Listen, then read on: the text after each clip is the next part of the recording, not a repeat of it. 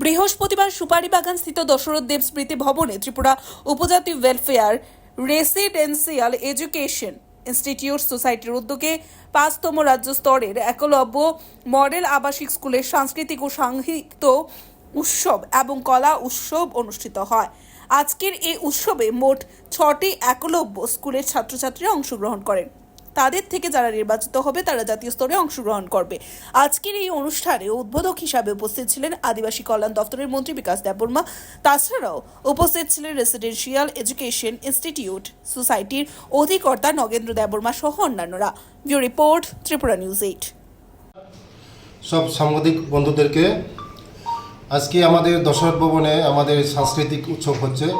৬টা একলব্য স্কুল নিয়ে ছেলেমেয়েরা আসবে, কারণ পড়াশোনার সঙ্গে সঙ্গে সংস্কৃতিরও লাগে, আমাদের এন্টারটেনমেন্টও লাগে। তার জন্য আজকে আমাদের ট্রাইবাল ওয়েলফেয়ার ডিপার্টমেন্টের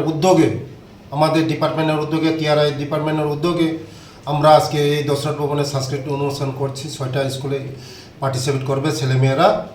আগামী দিন আমাদের ছেলেমেয়েরা ভালো পড়াশোনা করতে পারে, ভালো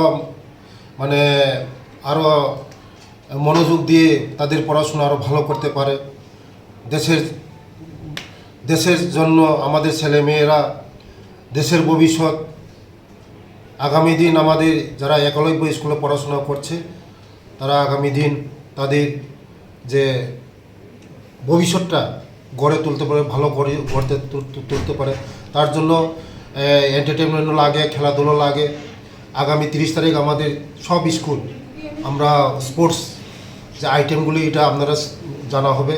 আগামী 30 তারিখ আমরা সব স্কুলে স্পোর্ট আইটেমও আমরা দেওয়া হবে। আজকে সাংস্কৃতিক অনুষ্ঠান হচ্ছে তাদের আনন্দ করার জন্য, আনন্দ দেওয়ার জন্য।